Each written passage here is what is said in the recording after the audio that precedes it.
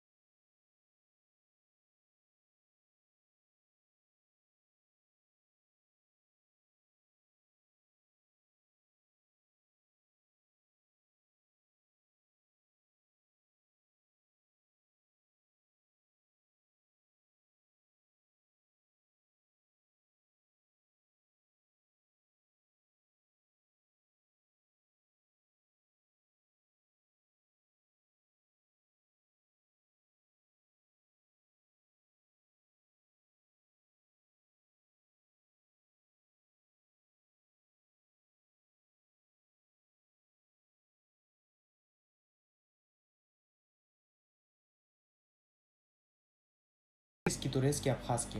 А представьте, почти все, почти даже половина народа будет разговаривать на английском и на абхазском. Как же это будет красиво звучать. Можно русский вводить в школе, но разговорные чисто английские и абхазские. Не знаю, как вы к этому относитесь. Возможно, я в многом не прав. Пишите свое мнение.